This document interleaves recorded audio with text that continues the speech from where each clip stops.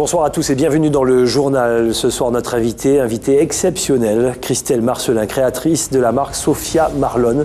Elle est venue nous présenter sa marque ici en Guyane avec un grand défilé au Grand Hôtel Montabo. On en parle d'ici quelques instants. Comment est arrivée à nous proposer cette marque et cette marque qui est disponible aussi en Guyane. On en parle, ça sera juste après le journal, tout en images. À tout de suite.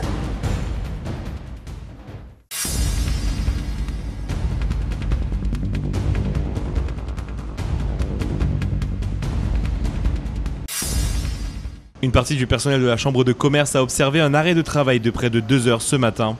Le personnel s'interroge sur la ponction de l'État de 2,8 millions d'euros, malgré le plan d'avenir signé entre la préfecture et la Chambre, qui devrait permettre à celle-ci de pouvoir rembourser ses dettes.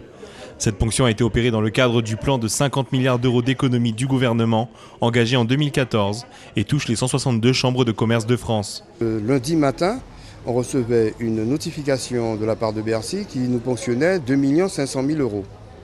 Donc on ne comprend pas comment on veut nous pérenniser d'un côté, on fait des pieds et des mains pour pouvoir réduire le personnel, réduire les actions, etc. de façon à rentrer dans les clous et que derrière on vous rajoute un inconvénient supplémentaire. Donc il faut que l'État, la préfecture, etc. et ses services tombent d'accord de façon à ce qu'on puisse savoir exactement de quoi il en retourne et quel est l'avenir de la CCI demain. Le personnel interpelle aussi le président de région sur ses engagements signés vis-à-vis de la continuité des missions dédiées à la filière mine, bois et énergie jusqu'à fin 2015. Il dénonce aussi un manque de transparence de la CCIG sur la réorganisation des services, conséquence de l'évolution vers la collectivité territoriale. Les conventions des ingénieurs qui sont en charge de ça se terminent le 30 juin. Nous avions convenu avec le président de région qu'il nous fournisse le nécessaire de façon à terminer l'année. Charge après, évidemment, lorsque la nouvelle collectivité sera mise en place, de savoir comment va fonctionner, puisque la région sera demain matin, ou est déjà d'ailleurs, service instructeur concernant les fonds FEDER. Donc ce qu'il faut aujourd'hui, on essaye de voir si le président de région, on l'interpelle lui aussi, à savoir, puisqu'on doit répondre aux agents qui sont en poste, à savoir s'ils pourront pérenniser leur emploi jusqu'au mois de décembre. Sinon, ils partiront et nous aurons qui pour faire venir? Nous avons eu déjà du mal à avoir ces ingénieurs pour fonctionner. Le personnel a rencontré le président de la CCIG, Gabriel Richard, ce matin. Celui-ci affirme que les problèmes financiers de la CCIG n'affecteront pas les salariés outre mesure. Il assure aussi la mise en place de la réorganisation des services durant le courant du mois de juin. Malgré tout, bien des questions restent en suspens. Ni la présidence ni les employés ne savent d'où viendront les finances qui permettront de maintenir la tête hors de l'eau.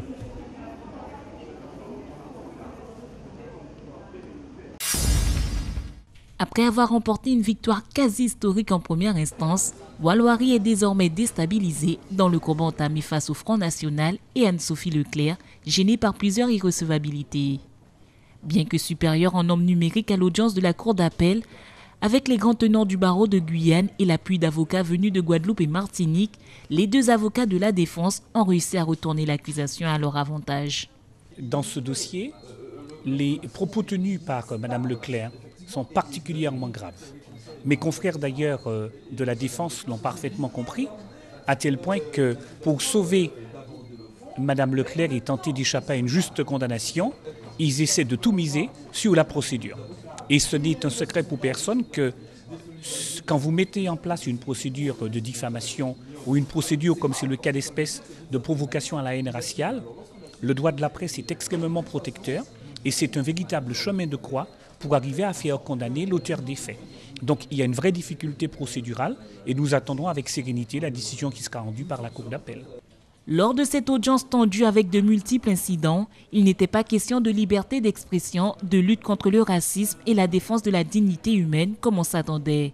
Les avocats de la défense se sont attaqués à la forme plutôt qu'au fond de l'affaire, réclament l'annulation de l'ensemble de la procédure avec deux arguments principaux. Je n'ai abordé que les questions de procédure. Alors peut-être que ça a été ressenti comme étant des anticipations sur les questions du fond. Pour ce qui concerne le Front National, c'est de manière totalement illégitime que ce parti politique a été convoqué à cette audience, condamné par le premier juge et qu'il a été amené ensuite bien sûr à se défendre devant la Cour pour essentiellement pointer, je dirais presque fustiger, tant les fautes me paraissent graves, les erreurs procédurales majeures de ce dossier. Ce que nous réclamons, nous, c'est la justice, c'est-à-dire le droit d'abord à un procès équitable. Quand une association qui est totalement irrecevable au terme de la loi cite une prévenue à 7200 km de son domicile, c'est dans le seul but d'entraver le plus possible les droits de la défense, à telle enseigne que c'est réussi, puisque Anne-Sophie Leclerc est dans l'incapacité de se déplacer, elle n'en a pas les moyens. Donc, ce que nous réclamons, c'est la justice, parce que quand on viole les règles des délais de citation, quand on viole les règles de recevabilité, quand on viole l'article 6 de la Cour européenne des droits de l'homme qui exige qu'un prévenu ait les moyens nécessaires pour se présenter en personne devant ses juges, on ne peut pas prétendre faire œuvre de justice. L'appel formé par Anne-Sophie Leclerc et le Front National de leur condamnation a été mis en délibéré au 22 juin. Ce matin, au stade scolaire de Cayenne, place à la Transucep. Les élèves de 4 établissements élémentaires se sont réunis pour participer à une petite compétition sportive. La Transucep réunit des classes de CP de Guyane avec des classes de tous les départements de l'outre-mer. Chaque équipe est jumelée avec d'autres équipes de la Réunion, de la Guadeloupe ou encore de la Martinique. L'objectif principal est d'apprendre à mieux se connaître au travers d'activités sportives et culturelles menées dans ces différents territoires. C'est une manifestation, une rencontre sportive. Il y a un petit esprit de compétition, mais c'est surtout l'esprit de rencontrer les autres dans une activité sportive. Les enfants aujourd'hui font partie d'une équipe avec des gamins de la Réunion, de la Polynésie, de Nouvelle-Calédonie aussi. Diverses activités ont été mises en place. Les classes sont relayées durant la matinée sur chaque stand. Des sports différents qui ont fait le bonheur des enfants. Ça me donne de l'énergie. De l'énergie pour quoi faire? Pour jouer. Le sport c'est bien, ça donne de l'énergie et comme ça on aura plus de force. On fait la course de l'autre côté et on fait l'autre activité là-bas. Je suis contente d'être là parce que je fais du sport et c'est bien pour la santé. J'adore le sport. Courir, lancer des balles le plus loin possible, sauter au-dessus d'un fil. Ce que j'aime bien, c'est le sport, courir, sauter et lancer et sauter haut. J'aime tout faire.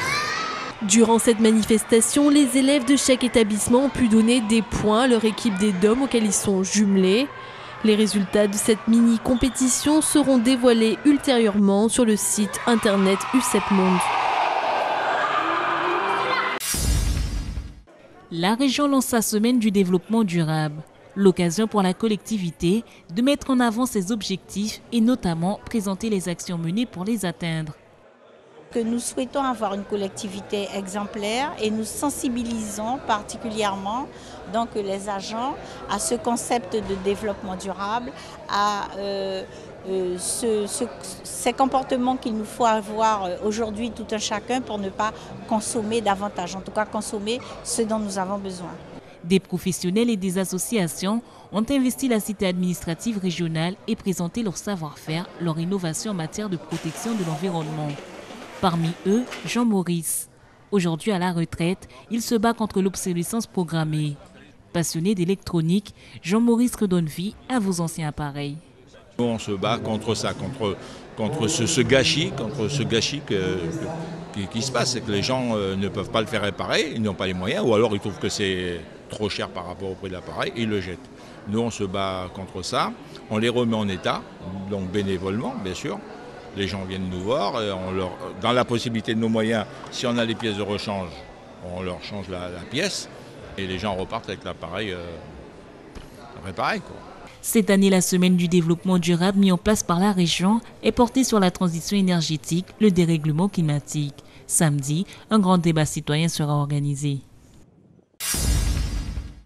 Les espoirs guyanais de moins de 23 ans seront mis à l'honneur lors du prochain Tour de Guyane. Une nouveauté annoncée hier par Alain Tienlyong, président du Conseil général, lors de la signature d'une convention de partenariat avec le comité cycliste. Un soutien financier de 15 000 € pour un plateau de récupération et de 8 500 € pour aider les jeunes coureurs guyanais. Cette année, nous partons sur un soutien donc aux jeunes sportifs guyanais dans le domaine du cyclisme, puisqu'il s'agira pour nous d'accompagner les récompenses qui seront attribuées aux jeunes Guyanais de moins de 23 ans, s'agissant de toutes les étapes. Maintenant, il y a donc notre habituel plateau sportif, s'agissant du centre médico-sportif, avec cette possibilité que nous avons de pouvoir permettre aux sportifs de récupérer. Une mesure de soutien à la jeunesse qui a été bien accueillie par le comité régional de cyclisme.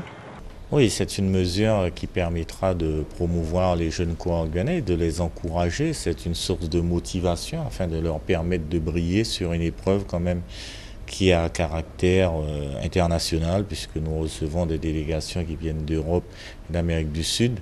Donc c'est une épreuve qui est assez relevée. Donc à cette occasion, avec ce prix, nos jeunes vont savoir qu'il y a une source de motivation supplémentaire afin de briller devant leur peuple. La 26e édition du Tour de Guyane aura lieu du 15 au 23 août. Le parcours sera dévoilé officiellement d'ici une quinzaine de jours.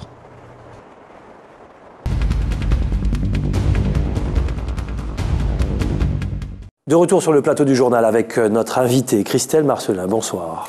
Bonsoir. Vous êtes la créatrice de Sophia Marlon. Sophia Marlon, c'est une nouvelle marque que les Guyanais vont apprendre à connaître d'ici vendredi. Parlez-nous de cette marque déjà, Sophia Marlon. Qu'est-ce que c'est ? Alors, Sophia Marlon est une marque de bijoux que j'ai créée il y a 3 ans et demi maintenant. Ce sont des bijoux... bijoux couture. Voilà, ce sont des bijoux couture, effectivement, puisque ils habillent la tenue la plus basique. J'ai voulu, en quelque part, changer un petit peu les habitudes des femmes en matière de bijoux, puisque j'utilise du cuir et des pierres semi-précieuses. Alors, mes bijoux ont une particularité, c'est qu'ils sont réversibles.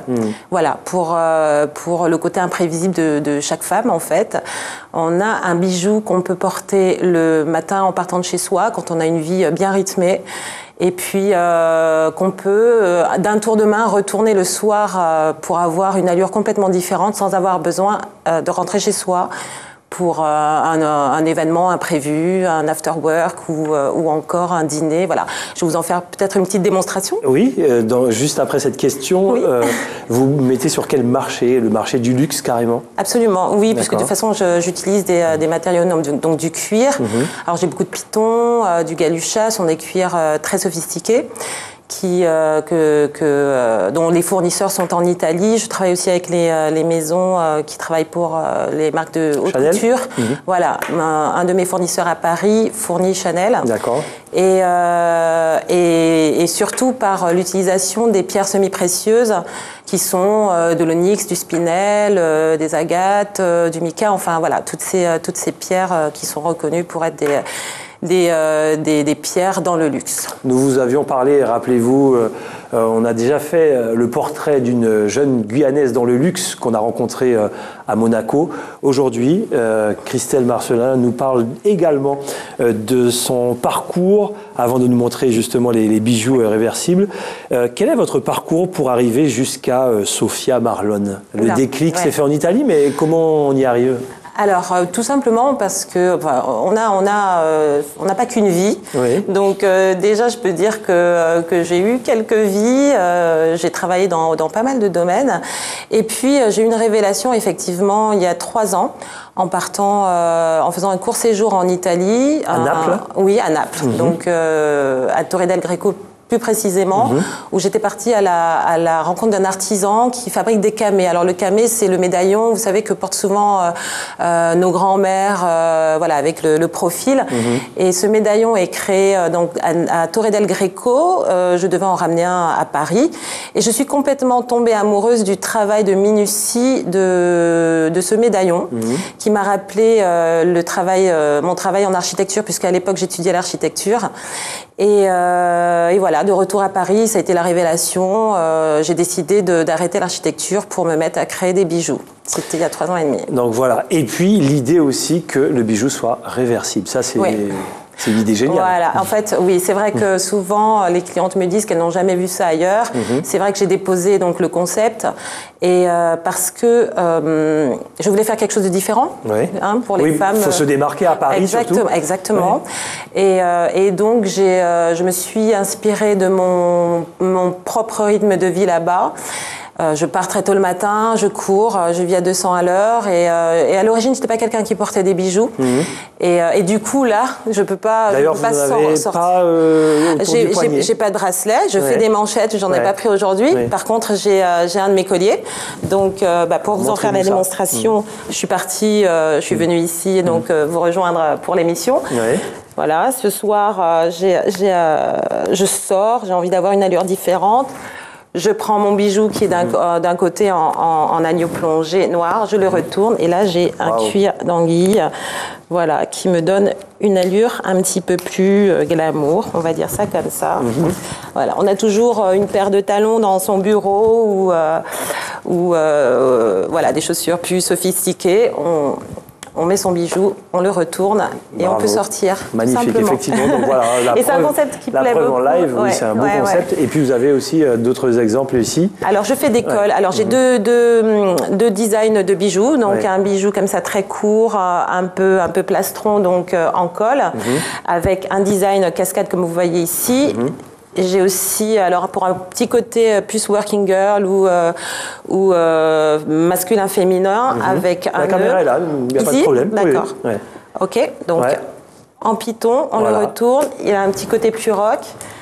Ici, pareil, je fais de très longs plastrons qui partent très bien aussi parce que du coup, ça habille un débardeur comme je porte aujourd'hui ou une simple petite robe noire. Et on repart avec un sac en cuir, c'est ça? Oui, parce que j'ai réfléchi longtemps au packaging et puis j'ai trouvé la solution la plus pratique parce que mes bijoux ont quand même des formes un peu différentes. Donc j'ai choisi un format A4 pour un packaging en cuir, donc dont on se sert en pochette du soir pour l'école. Et pour le sautoir, on repart avec un sac en cuir, un sac baguette. Sophia Marlon, magnifique. Voilà. Pourquoi la Guyane? Pourquoi présenter ces bijoux couture en Guyane? Alors c'est simple, je suis guyanaise. Voilà. Et j'ai une clientèle fidèle depuis maintenant 1 an et demi. Voilà, en les Guyane. Guyanaises de passage. À chaque fois qu'elles vont à Paris, elles viennent Exactement. nous voir. Elles viennent me voir à l'atelier. Et donc, j'ai attendu le bon moment. J'ai affiné mon produit. J'ai attendu d'avoir une très jolie collection que j'ai terminée il y a quelques mois pour venir la présenter chez moi, rencontrer des nouvelles clientes et faire connaître la marque lors d'un défilé donc, qui se déroule vendredi à l'hôtel. On va y revenir. On va y revenir. Donc, alors, bien sûr, les personnes qui nous écoutent, tout le monde ne pourra pas forcément être dans ce défilé. On va revenir. Vous avez eu la bonne idée quand même de déposer quelques bijoux ici en Guyane, notamment à la boutique L'Excellence rue 14 juillet et à Paris pour toutes ces personnes qui veulent vous croiser là-bas. Il n'y a pas encore de boutique, mais comment on fait pour retrouver ces bijoux, Sophia Marlon? Voilà, alors pour l'instant c'est assez confidentiel puisqu'on m'appelle, donc je prends rendez-vous avec la cliente pour des bijoux que je lui présente, mais j'ai un très grand projet qui devrait se concrétiser en octobre. Qui va permettre aux clientes d'avoir des bijoux complètement sur mesure et selon leurs souhaits au niveau des cuirs, au niveau des pierres. Et c'est un concept qui est nouveau en France, mais carrément en Europe. Donc je suis assez contente. J'ai beaucoup j'ai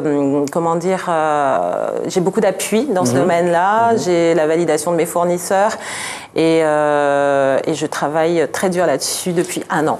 Vous êtes seule dans votre atelier où il y a des petites mains, il y a du monde avec vous? Non, je suis seule. Alors, il y aura des petites mains. Avec vos idées? Oui, il y aura des petites mains à partir d'octobre, effectivement, puisque là, il va falloir que je produise plus. Voilà. Et puis, j'ai besoin d'aide parce que j'ai de plus en plus de commandes. Et il y aura un site internet qui sera un site boutique qui sera lié à ce concept, qui permettra aux clientes qui ne sont pas sur place d'avoir les mêmes prestations qu'à Paris, mais à distance. D'accord, très bien. Sur mesure. Alors justement, certains auront la chance de voir ce défilé au Grand Hôtel Montabo. Ça se passera donc ce vendredi 5 à partir de 20h. Comment ça va se passer? Donc les gens vont défiler avec vos bijoux, mais il y aura aussi un couturier qui va habiller donc les mannequins. Oui, alors je fais faire les robes sur mesure par une couturière sur Cayenne qui est extrêmement talentueuse. Je suis très fière de travailler avec elle. Elle s'appelle Armande, je pense que vous la connaissez. Bah oui, bien sûr. Et voilà, donc je promets de donner un très joli spectacle. Le défilé présentera des modèles. C'est sur invitation Alors il faut réserver, donc c'est vrai que les invitations ont beaucoup circulé sur la page Facebook de la marque et on a pas mal de réservations, donc effectivement on attend beaucoup de monde. Donc je voulais juste préciser que lors de ce défilé, je présenterai des modèles qui sont des modèles très show-off, en fait, des modèles de défilé qui se font spécifiquement sur mesure. Et il y aura, à la suite de ce défilé, une vente privée avec toutes les créations, la nouvelle collection dans des cuirs très chatoyants, beaucoup de pitons, beaucoup d'agneaux plongés, de très belles pierres. Voilà. Christelle Marcelin, nous sommes très fiers de vous. Vous êtes dans le domaine du luxe. C'est tellement difficile, ce domaine. Il faut avoir des idées, surtout quand on est à Paris, où là, il y a vraiment le choix.